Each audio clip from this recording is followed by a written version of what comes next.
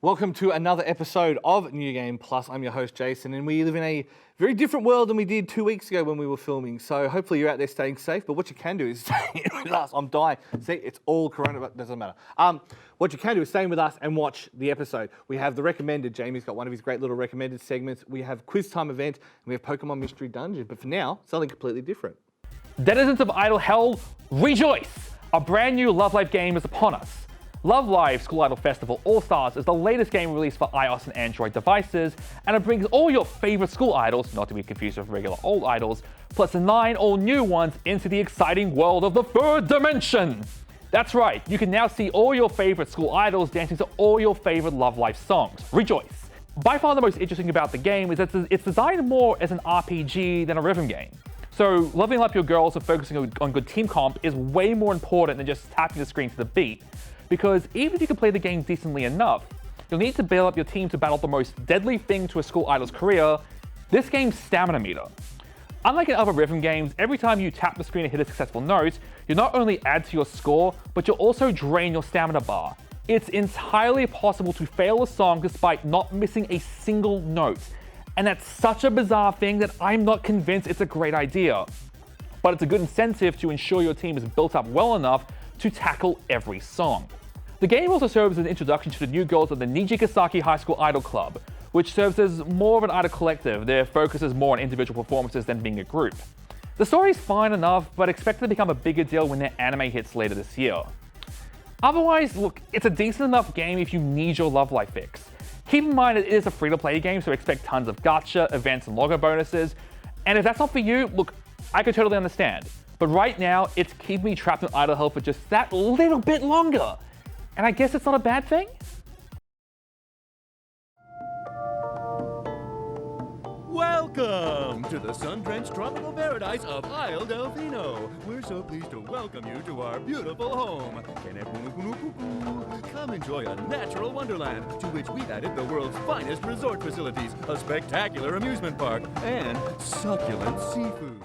One of the major beliefs I have in gaming is that no matter what, there really hasn't been a bad Super Mario game. For over 30 years, Mario has delighted and entertained, and has been a part of many timeless memories for players. And yet for all the versions of the series I would happily extol, there's one entry I'd always never quite understood, that being 2002's Super Mario Sunshine. Super Mario Sunshine is the GameCube Super Mario platformer, and falls into an incredibly weird spot. It's the middle child between two of the most widely regarded and beloved entries in the Super Mario series. It's the follow-up from Super Mario 64, the game that established how 3D platformers should be, and you'd be hard-pressed to find any platformer, let alone any game these days, that's not taking any lessons from this. It also precedes Super Mario Galaxy, one of the most majestic and revolutionary 3D platformers ever made, with some fantastic level design and amazing music. It gave Nintendo so many ideas that they went ahead and released a sequel with all the ideas they wanted to implement in that first game. Sunshine naturally fixes one of the biggest issues of Super Mario 64, in that the camera is freely controllable thanks to having a second analog stick. What the Galaxy games take away from Sunshine is a bit more interesting, effectively an overall refinement and sense of polish, while being weirder and more experimental,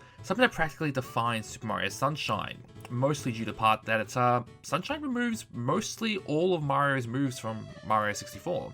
So instead of crouch jumping or long jumping, you now have Flood, a water tank and water gun system. While Mario has a pretty cool spin jump, he makes up for the emissions with a hover move thanks to one of the attachments, plus others that allow him to rocket across and above levels. Mario can't punch enemies, he just sprays them with water instead. Effectively, it's a good showcase of the GameCube controller thanks to the pressure-sensitive triggers. Now, if all this sounds like a regression, especially after Mario 64 had basically defined how 3D games should feel and play like, yeah, I can understand that, but honestly, it feels like a genuine challenge. Mastering Mario's movements is what makes Mario Sunshine feel fascinating to me. It's not quite as precise or accurate as other Mario games, but it feels satisfying mastering what Mario can do with his new toy. And just when you think you've got the movement with Flood down, then there are the levels where Mario doesn't have Flood to help correct or propel him, which sounds daunting, but incredibly satisfying to tackle. Coupled with some truly abstract level and visual design, and it becomes some of the best moments in Super Mario Sunshine. What doesn't work as well as the story. Sunshine is the first game to really focus on including a deeper story in the Mario universe, and the first to also use a lot of voice acting. The unskippable results leave a lot to be desired. Leave my mama alone, you bad man. I won't let you take Mama Peach away. Mama Peach? I'm your mama?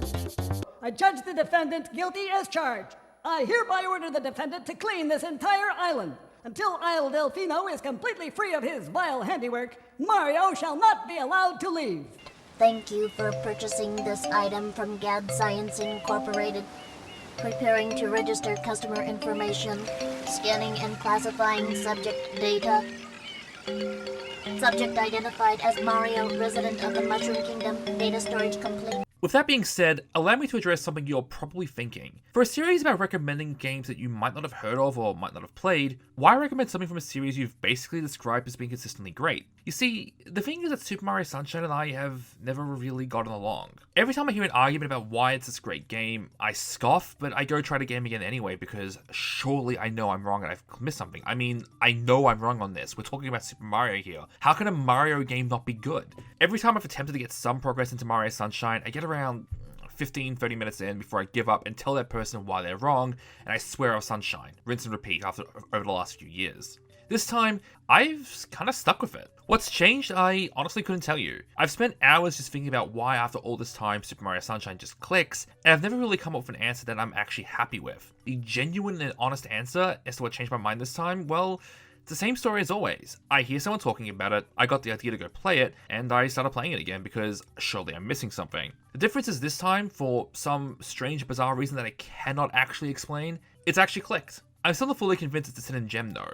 The camera can be a bit too fiddly and frustrating at times, even though you can fully rotate it. The controls can feel a little loose at times, but until you get used to it. It also doesn't feel like it's much more of an improvement over Mario 64 at times. But I'm willing to look past a lot of that because I'm enjoying myself, and in a way, it's a perfect time capsule of Nintendo around this time. Nintendo Sega the GameCube was a company that was seemingly way more experimental and willing to try such weird things with all their IP and hardware. This was an era where we got 2 first-person Metroid games, a Star Fox game that was basically Rare's attempt at a Zelda game, and Nintendo working with third-party developers in some exciting and bizarre ways. And that's not getting into the one E3 where their big showcase was Pac-Man Vs, where Nintendo execs were joined by game design luminary Will Wright, or bizarre accessories like the e-reader. In some ways, I kinda miss this era of Nintendo. Even though they were lagging behind the competition, seeing them try all these weird strategies was fascinating and led to some unique and interesting games and features. It's conclusively way more interesting and far less depressing than the Wii U era, which just felt directionless. So where does that leave Super Mario Sunshine in the end? Well, it's stuck between 2 of Nintendo's best platforming efforts, but it doesn't feel like that weird middle child you never really talk about. In its own right, it's a fascinating and flawed game, and emblematic of Nintendo in a strange time. It's a game that marches to the beat of its own drum, and if it can somehow convince me after all these years to actually accept it, I guess it can't be that bad after all.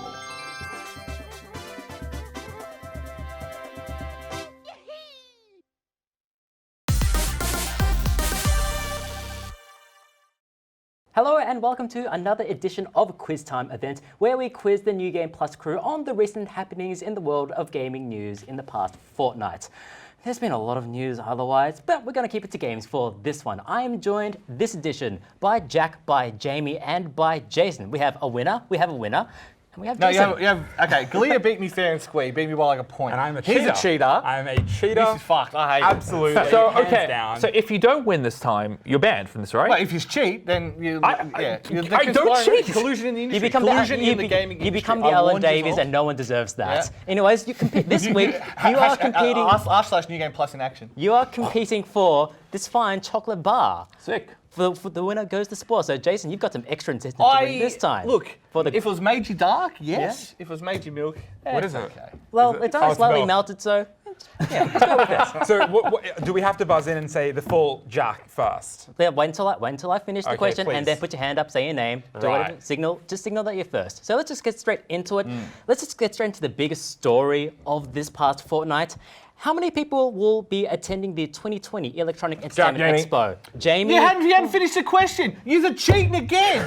Straight away you're cheating. You hadn't even finished the fucking question. Jamie. Jamie got Well, it first. that is a big fat round 0. Yes, that is a 0. That's what his score should be, because they're cheating already.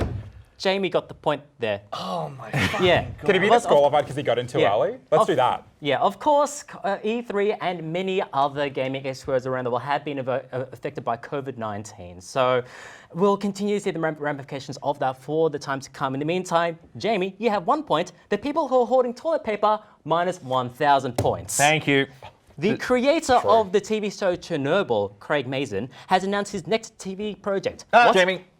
is it? You're in too early, Jason. Get fucked. Jamie? That'd be The Last of Us. The Last of Us. How was is I too correct. early? If I was too early, this is dumb. This is just cheating. Jamie now. was too early before. This is way too. I will dumb. not answer the next question. How's No, that? I don't want you to. I don't want you to let me win. I just want you to not cheat. But I guess that's not in cheating. your blood. I'm not This is dumb. cheating. This is dumb. There's no Twice bitterness. now. Twice you cheated. Okay, I'm going to have to. I don't have a yellow card on me, but eventually I'm going to have to give you a purple card, Jason. I like purple. It's a good colour. Murasaki even. Yeah. Foreshadowing there. Yeah, wow, crazy. At a recent FIFA qualifier, after players couldn't determine the match outcome in game, how did they eventually determine a winner?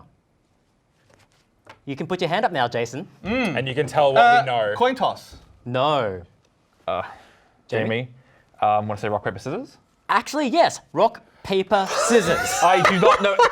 I've man. spent too much time on the internet. I'm sorry. Yes, little because bit of, broken. because of server issues, they couldn't actually connect to the game, so they had to resolve it somehow. Rock, paper, scissors. Hey, Jason, I feel a little bad for you. Rock, paper, scissors. If you win, you get a point. Okay, sure. Okay. 1, 2, 3. 1, 2, 3. You had your chance. Trust the old rock. Never fails. What is the name of the Star Wars project which recently leaked onto the PlayStation Store? Really, no one knows. Star Wars in 2020. Yeah, who'd have Jamie? thought it? Jamie? I'm going to take a wild stab at this. I actually, this is just a wild guess. I think it's like Project Mayhem or something like that. No, you're close. Project Maverick. Ah. Yeah. Wild Wild West was a movie. It was a I'm going different to- I was thinking of thinking close to the Fight Club there, but sure, I whatever. would watch a Star Wars with the Will Smith character from Wild Wild West. movie. Wild Wild West. Exactly. Desperado. Which platformer recently returned to digital stores after being delisted in August? Jamie. Jamie? DuckTales Remastered. That is DuckTales Remastered. You do spend a lot of time on the internet. I'm sorry. And how did fans react to that news? They sang the song probably? I don't know. I was just looking for a woohoo. Come on. Woohoo! There we go. Okay, now I'm going to follow. Now, here's a question. I'm going to follow Price is Right rules here. I'll give you all a shot. How much did a prototype Nintendo PlayStation sell for at auction? I'll give you the first go, Jack. I was hoping. I think it was. Are we talking like US? US or Austra- dollars. US dollars.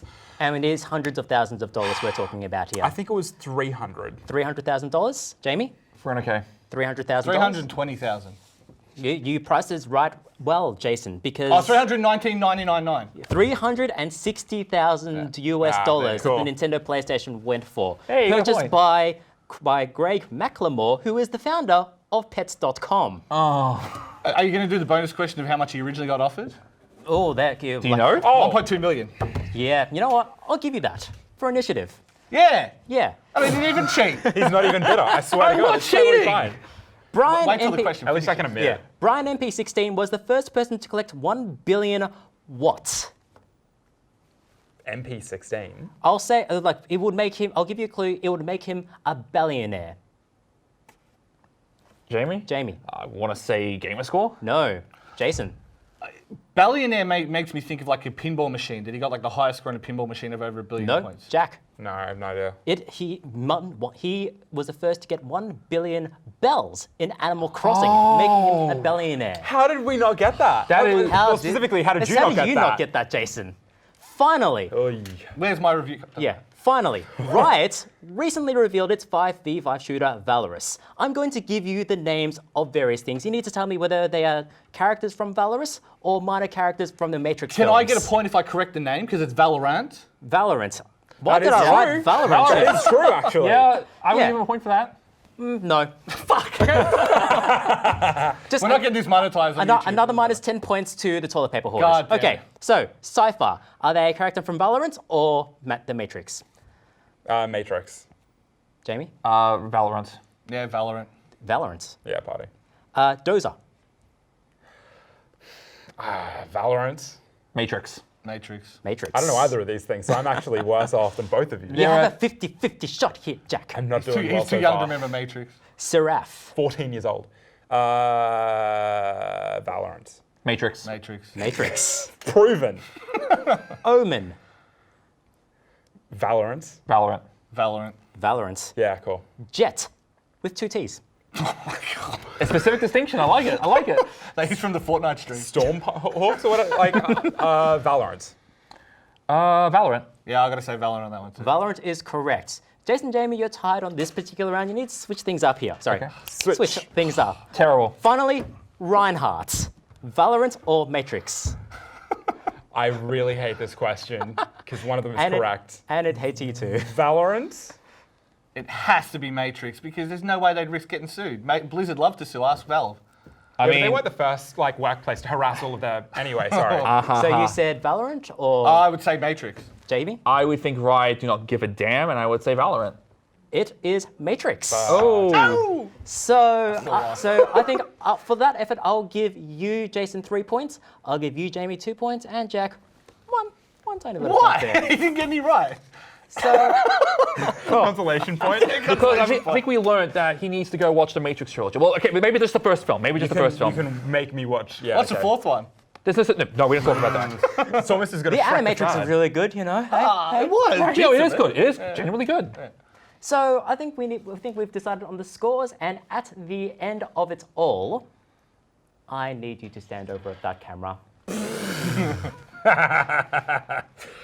Love that. Television. And we will take it from Yeah. Hang on while we pause. Which camera did you want fixed? Doesn't matter now because it's outro. That's two. How am I not framed for I moved? Yeah. Oh, because I slouch as well. I'm as bad as you. Is that better? You fucking. No complaints you're about terrible. me. No complaints about me today. No, yeah. So who got the 3 points? From Jason. that one, Jason. Jason got 3, Jamie got 2, Jack got 1. I shouldn't have Can I gotten take it, a look gotta at be I might as well take a look at You this didn't thing. get me right. You're like, you're cheating, Jack. I'm like, yeah. At least I can admit it, Jamie. This is the final? I'm too honest, mate. I've been working nights. I got a lot of time to read shit on the internet. Get Wait till the question finishes, then raise. The question finished. No, he hadn't actually asked the question. That's why I stuffed up too. This will never be resolved, ever. You're on Okay. shoulders. Still can't believe we got the Animal Crossing one wrong. Seriously. You're so upset. And so, until we sign from and at the end of all that? Yeah. Yep. 3, 2, 1. And at the end of all that, Jack, you ended this session on 1 point. Incredible. Jamie, you scored 6 points with that healthy bit at the start. And Jason, you caught up, but you only ended up on 5 points. You're all fucked. Just remember, this is what it takes for them to beat me, to cheat. They have to cheat to win. And I normally encourage that, but not when I'm the victim. So let's just leave that. Have your purple card. Yeah, there you go. I'll take it. I think chocolate's okay, I guess. I mean, I wish I had some salt to go with it, but yeah, I guess it's okay. You got Oh, I'm plenty. giving you the fucking salt. Yeah, Don't worry you about are. So, thank you, Jack. Thank you, Jamie. Thank you, Jason. And thank you, viewers, for watching another edition of Quiz Time Event. We'll have plenty more in the time to come. Jack gets classical with Pokemon Mystery DX. Not all Pokemon spin-offs are created equal. Some, like Pokepark and Pinball, are fun distractions, while stuff like the Ranger series saw something of a cult following in its wake. In the same vein, the Mystery Dungeon series has been dormant since 2015, with fans praying for a sequel, even one a tiny bit better than Gates to Infinity. Nintendo heard these calls, and in an effort to maintain the blue balls of Diamond and Pearl remake hopefuls, they've released a remaster of the Red and Blue dungeons in Mystery Dungeon Rescue Team Deluxe. While it does a good job of inspiring nostalgia of the Red and Blue originals, is that really what we want in 2020? In Rescue Team Deluxe, you have been transformed from a human to a Pokemon, and as the world is falling apart around you, a little bit relatable, a partner Pokemon convinces you to join forces as a rescue team, providing services and rescuing Pokemon in distress. Instead of encountering Pokemon in tall grass as normal, battle and exploration go hand in hand within the procedurally generated dungeons. Battle is pretty straightforward though, and unless you rush through story missions, you're unlikely to face much challenge in the dungeons themselves. However, unlike in the originals, the game has been rebalanced, so the boss fights aren't completely at odds with exploration, at least to some extent. These changes make it a much more pleasant experience at length, where the originals could on occasion be quite frustrating. The problem you can run into after a while is a lack of variety. The same 4 to 5 goals are used in most quests, with only items, locations, and Pokemon changing each time. For the first half of the game, there is ample opportunity to grind and recruit Pokemon, should you be particularly keen to. However, if that's not your thing, you'll find yourself mostly led by the story, which is still a nice departure from the mainline Pokemon series. I've really enjoyed the game's aesthetics, though through a few friends I found them to be somewhat divisive. It's presented in a storybook-like art style, inspired by the title screen backgrounds of the originals. While the game can sometimes seem a little lacking in detail, some smaller features like the white halo around characters and the pencil sketch-like shadows revealed as Pokémon move around the screen delight. The soundtrack has also been updated, with just the right balance of intensity and subtlety, something that previous remasters like Omega Ruby and Alpha Sapphire stumbled with at times. While it's not particularly offensive to dungeon fans, thankfully, Pokémon Mystery Dungeon Rescue Team Deluxe isn't going to blow you away. Dungeon games never really blew anyone away. But if you've just recently gotten through a Let's Go or Sword and Shield and you're wanting more, it's a fun romp for mainline series regulars. All right, so Pokemon Mystery Dungeon, whatever the hell it's called. Pokemon Mystery Dungeon Rescue Team Deluxe was originally 2 separate games. Yes. That was cross-gen. It was one on the Game Boy Advance and one on the DS. DS, correct. Weird. There was not many of those games out there nowadays that did the cross-platform thing. No. And I mean, yeah, pour one out for the DS, one of the great consoles. Phenomenal. Of all time. Yeah, I love it. Absolutely fantastic. I even love the old design. The old, it's got to survive a fall out of a man's business shirt pocket. The average Japanese man is 168 centimeters tall. Oh, yeah. They has to be able to survive a fall from that height to the ground on a crowded platform. That was literally what they. I have one. It has not. I don't. It is fallen too apart. Tall, Gaijin. Too tall. Yeah, true. I'm a bit taller. I think out of all of the iterations of the DS, I think that was the best throwback to Game & Watch as well. The Yeah. clamshell design. And Picto Chat. I mean, I love this. I love the DS Lite though. Yeah. DS Lite was phenomenal, and it really, as much as it was on both platforms, I think it was more something to be congratulated that the teams made it feel native on both systems. Like it kind of felt a little, because it was on the cusp, we hadn't gotten so far into DS territory that it was like GBA was so separated. Like when you look at 3D games on the Game Boy Advance, God, they look like garbage. Yeah, but 2D games on that look amazing. They look solid. Like treasure games, like the Game Boy Advance was a solid console. It was phenomenal. But it was just when it kind of came out, it was that was when it was really one of those real generational jumps, because we went from these really tiny pixelated screens to not so tiny pixelated screens, but stuff like PictoChat, social gaming, that really started to become a thing with the DS. And I guess it's interesting that that's the game that Nintendo have decided that they're going to remake. Because has it got the 2 versions on the Switch, or how do they do it? It's just one. So they've kind of consolidated. I honestly could not tell you some of the bigger differences between the originals. Right. Like some of the functionality they actually had unique to the DS version, where you could use wireless communication, all the rest of it. So you could, instead of having like rescuing your mate from them dying or trading like Wonder Trade or whatever the hell it was called on the DS, some of those features have been put online now. So you can, when you die in a dungeon, I'm pretty sure you can kind of like ping Nintendo service and be like, hey, rescue me. Right now, there are plenty of people playing it, so you'll be able to get rescued. And if, a year or two's time, maybe not. But yeah, there's only one game. It is Mystery Dungeon Rescue Team Deluxe, not Red and Blue. It's just the one game. Okay. It's not really the first time that they've done this either, or at least for the Mystery Dungeon games, because you also had the Explorers of Sky, which was the next game. Which was, so it was like Shadows in Time, but it was essentially like the Emerald version of that. So it was the quintessential game, and I highly recommend you pick that up. Because it is a phenomenal game. It's actually a very mature Pokemon story as well. Like, a lot of people sit there and go like, oh, Pokemon Black and White was so emotional. It's like, you never played Mystery Dungeon Explorers of Time, did you? Gotcha. Yes. And plus, I mean, if you're a furry, Mystery Dungeon's obviously the pick, because you play as Pokemon. So, like, how would you know that? I'm just going off what I've been told. What I've been told. Yeah, the people on this crew, come on, man. Like, let's be real. Like, Brandon is over there and he's looking at me funny. Yes, but I would highly recommend if Mystery Dungeon does well as far as sales go, I really hope, like, pray to God, #make this happen, that Explorers of Sky is next. Look, they obviously were very keen to maintain the blue balls of those hoping to get a Diamond and Pearl re-release. I think that Explorers of Sky is the next step in that process. It's just logical. Yeah, I mean, honestly, I wouldn't mind either. I would say the big thing for me is that Nintendo at the moment, after Animal Crossing, have no big games coming out. It's so weird. It's barren. Like, what? So I wouldn't be surprised if they do a bunch more remakes, and then they have Metroid or Zelda or whatever at the end of the year, and then go from there. So we shall see. But anyway, guys, that is the end of it. Thank you very much for joining us. But don't forget to check us out on newgameplus.tv, on Twitter, Twitch, Facebook, Instagram, all those places, New Game Plus TV. This is one of our last sessions in the RMIT studios, unfortunately. So we'll still be bringing you content. It just may not look like this for a while. But We'll hopefully see you guys very, very soon. And don't forget to check out some of the cool news that we've got for you that should be released by the time this episode goes. That's me teasing you to go check it out. newgameplus.tv. See you next time.